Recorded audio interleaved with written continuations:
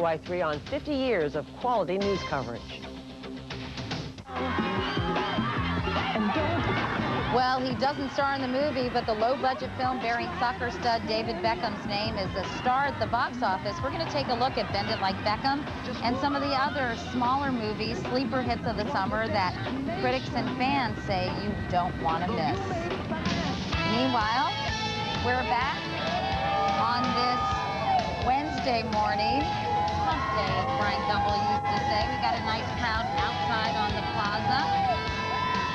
Muggy weather, nice crowd. Yeah, they're all wilting a little bit, but they're still very enthusiastic. Will this humidity break at some point? Yes, it will. Sometime in around October, I believe. No, seriously. Are we supposed to get some relief for the weekend? Yes, which is good news. Anyway, I'm Katie Couric here with Lester Holt from MSNBC, who's been nice enough to fill in while Matt enjoys a week off.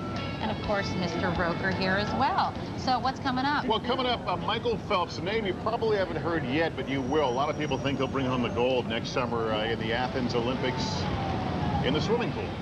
Yeah, he's an amazing swimmer. People are comparing him to Mark Spitz. He's broken 10 world records. I guess he holds 4 world records because many times he's broken his own record. Wow. But he's a magnificent swimmer. He's supposed to be a terrific young man. You'll be hearing a lot from him. Yeah, just a few minutes. Also, we're going to get to the bottom of the low-carb diet that we've been hearing so much about in various incarnations. But before we do, let's head back inside to the news desk for the latest headlines from Ms. Curry. Ann? All right, thanks a lot, Ms. Couric. And in the news this morning, 3 men are in custody today, accused of smuggling a surface-to-air missile into the U.S. and trying to sell it to a Muslim terrorist. They were arrested on Tuesday in an international sting operation. Police say the terrorists wanted to shoot down a U.S. airliner. The terrorist was actually an undercover agent. The other men arrested are suspected of laundering money for the sale. Another U.S. soldier was killed in Iraq this morning when his convoy hit a roadside bomb near Tikrit. Today's death brings to at least 58 the number of U.S. military personnel killed in hostile action since President Bush declared major combat operations in Iraq over.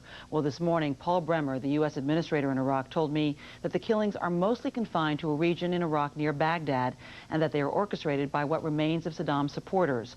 I asked him why Saddam has not yet been found. Saddam Hussein had 35 years to put in place people and places where he could, if necessary, hide out. There certainly are still people here who sympathize with Saddam. They're the people who are trying to, and in some cases, unfortunately, killing our soldiers. So he's got a support network. I don't know how big it is, but sooner or later he'll be betrayed and we'll catch him. Bremer said it will take at least 2 months to restore electricity and oil to the people of Iraq. California Secretary of State is expected to announce the final list of candidates today for October's recall election. More than 200 candidates could be on the ballot. Scientists hope a 330-pound satellite will help them monitor the depletion of the ozone layer. It was launched from a plane off the California coast on Tuesday and was sent into space. The satellite will orbit the Earth 15 times a day for the next 2 years. At 3 minutes past the hour, let's now turn back outside to Katie and Lester. All right, Ann, thanks so much. And we're going to do a quick pivot and have a check of the weather for Mr. Roker and his friends. And friends, Al's pals. And Newton Falls, the zip code is 4444. Wow. The only one in the nation like it. That's unbelievable. He made the Trivial Pursuit game. Well, there you go. Well, thanks. Where's Newton Falls near? Youngstown, Ohio. All right. Well, thank you very much for coming down. We appreciate that. These ladies put us on, and then just for a little added incentive, they say, we love you, Al. Very nice. It worked. And these nice ladies here, where are you all from? Washington, D.C. All right. Well, thanks for coming down. Okay. Let's check your weather. See what's going on. We'll show you for today. We got a lot of wet weather through the Gulf Coast, coast of Florida, on into the Bahamas today. They could have some flooding. Beautiful in the Pacific Northwest, lots of sunshine there. Some intermittent showers and thunderstorms down around the Southwest. And the Great Lakes looking fabulous with lots of sunshine and temperatures in the 80s. That's what's going on around the country. Here's what's happening in your neck of the woods. Morning, everyone. We've got 2 areas of high pressure in the jet stream, and these are going to be important as we go through the weekend. One over the high plains, one over the Atlantic, and then we've got this little squiggly line in between. That's where our trough has been, and it's been sort of unsettled, at least cooler than normal the last couple of days. Inside of this is some unstable air. Cooler aloft, warm in the low levels, and that creates sort of a bubbling action. That will give us the scattered storms today, but the 2 highs do the squeeze play. By the weekend, we're talking heat and humidity again. Normal August weather for once. High temperatures today will be in the 80s with some scattered storms. Nice people haven't been on. Katie is your idol. She's your American Idol. Oh, it's been my dream to be Katie someday. Wow. Then what happened to Katie? Well, that was only when she retired. Ah, okay. You trying to move her on or something? Anyway, let's go back over to Katie. I'm not quite sure where I was going. Thank you, Al.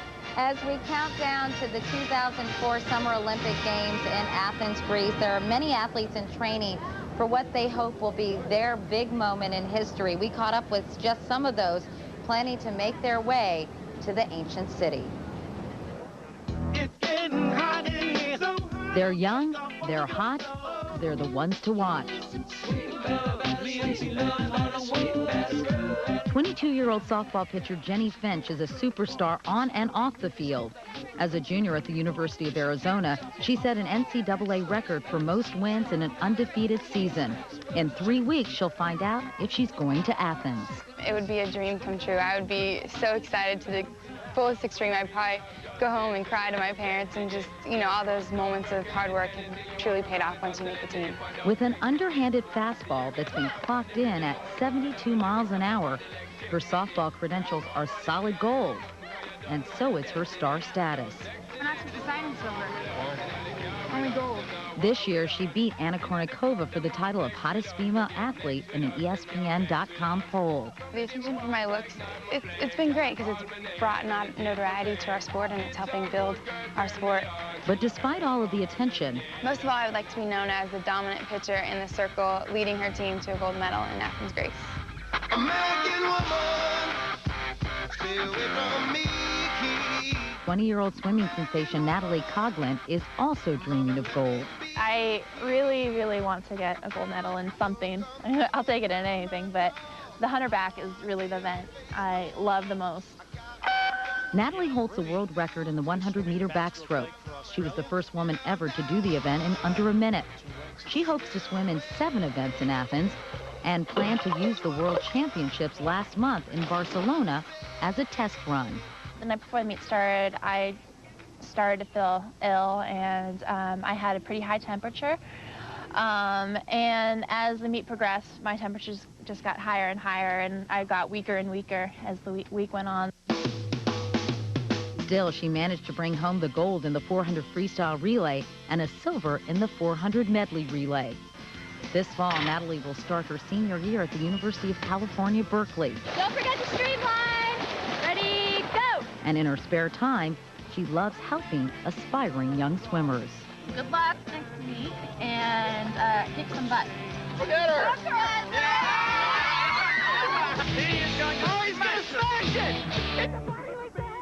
On the U.S. men's team, Michael Phelps is the one to watch. This 18-year-old recent high school graduate set 5 world records at the World Championships in Barcelona. On Saturday, he broke his own world record in the 200-meter individual medley, shocking everyone in the swimming world. And Michael Phelps joins us this morning. Hi, Michael. How are you? Good. How are you? Nice to meet you. Now, to get this straight, you hold currently 3 world records, but you've broken 11. Right. Is that right? Yeah. Huh? Yeah, that's correct. How does that work? Explain that. Well, it's just, I mean, I've been swimming for 10 years, and everything's starting to pay off now, and just keep getting faster times, so I just keep breaking the world record. And you keep breaking your own record. That's why you hold 3, but you've broken it 11 times, correct. Right? With different events. Yeah. Now, your specialty is the individual medley, right? It's that, well, it's pretty much, it's everything but breaststroke. Really? It's, everything is starting to expand a little bit, so. I know that your least favorite stroke then is breaststroke. What's your most favorite? I would say butterfly for sure. Really? Yeah. God, that takes so much stamina and so much strength. Is it incredibly exhausting? Do you have to train even harder to be a successful swimmer in the fly, as you guys call it? Well, I think that has something to do with it, and I think just, I guess, the experience and just the feeling for the water has a lot to do with it as well. Now, I know you've been compared to Mark Spitz, which must be very flattering. How do you feel about that? Well, for sure. You know, it's an amazing accomplishment, and it's a great feat to have. And I think for me right now, I'm trying to become the first Michael Phelps. Yeah, so. that's nice. And I know last week at Nationals you broke your own world record in the 200 IM, and you had a bet going with your coach, Bob Bowman, or Bowman? Bob Bowman. Tell me about that. Well, going into nationals, I had no idea what was going to happen. I didn't think I was going to break the record, and I went in, and he said, if you break 156, I'll shave my head. And I said, okay. So I pretty much just went out and tried to break 156, and I did. So. And you did, and he shaved his head? Yeah, yesterday he did it. Oh, so. that's funny. Meanwhile, your biggest competitor, you think, is Ian Thorpe, is that right? Well, it could be a lot of different people, you know. I think there are a lot of people who have strong single events in the world, and it's just going to be a matter of whose day it is and who's on, so. And you're just 18 years old. You recently graduated from high school. This is, I mean, how are you handling all the pressure? You were at Sydney, and you were the youngest guy on the team, right? Right. How do you think your approach will be different in Athens? Well, I think I have a lot more experience now, and I have more a feel of what to expect and what the atmosphere is going to be like. So hopefully leading up to the games, I'll be ready. Yeah, and I know that you've enjoyed your sort of success in the pool on the field. You got to throw out a pitch at an Orioles game. You're from Baltimore, if I didn't mention that. That must have been a fun experience for you, right? It was interesting. It was probably the biggest rainbow I've ever seen. So I got it over the plate, and that's all I wanted to do. Well, we look forward to seeing you in Athens. And all the best to you, Michael. Thank you. Yeah, it's very nice to meet you. Thank Best you. of luck. Thank you for having me. All right, see you later. Okay, moving on. As many know, the athletes aren't the only ones preparing. There we are. Hello. For the Olympic Games in Athens. 10 traders are going crazy. And 3 years ago, a company by the name of Aminco. Thank you very much. You're welcome. Began designing, I guess, the official 2004 Olympic pin, and David Hyman, my old friend from my pin trading days, is here to kind of give us a preview. So pin trading, big as ever in Athens? Bigger. It'll be bigger. Why? Well, the internet has grown so big over the last couple of years that everybody's so aware. You did such a great job in Salt Lake City that the whole world is waiting for you now. And I know that pin trading actually began in Athens in 1896. That's is that correct. right? That's correct. The first ever Olympic Games in 1896, the Modern Olympics. The athletes got this exact pin. This is so cool, boy. And they all attached it to their lapel. And they were in the village 10 minutes.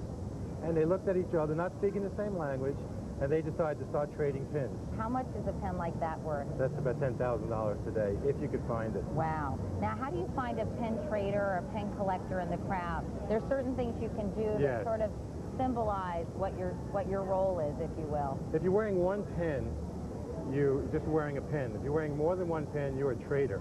So I'm wearing 2 pins. I'm an official trader. Right. And you make sure that the pins you're wearing, you want to trade. You never wear a pin you don't want to trade. It's not polite. Right. Well, speaking of polite, you have some rules for pin trading etiquette. Yes, Tell us some of those. First of all, you never interrupt a trade going on because that's very rude. Another hint would be when you don't see something you like in somebody's collection, you don't say, I don't like it. You be very polite. You say, I'll think about it. You have a very nice collection. I'll come back later. So, and you always say thank you at the end. Right. You always be polite. And one thing you say, the most important thing about completing a trade, you always walk away happy. But that's easier said than done. I mean, don't you sometimes wonder and have second thoughts about trading a pin? Not about pin trading. You never should. You should always be happy about it because it's a fun thing to do. And no matter what happened, you just made a friend, even without speaking the same language. And it's a nice experience. And I know the Jell-O pen was a big hit in Salt Lake City. Those were very desirable, especially lime with carrots, lime Jell-O with carrots, I remember. What's going to be the hot pin in Athens, you think? I think I have it in my hand, actually. It's a pin I did for you. Oh, very cute. Of a little bobblehead. This is a little Katie Couric pin. Hello. That's very funny. Ooh, ow. All right, well, David Hyman, so good to see you. Thank you so much. And as I mentioned, you guys did a 2004 Athens Olympic pin collection. Yes. And NBC has a countdown to Athens collection as here's well. the first one today. That's the first. For every month? Every month. And here's the collection here.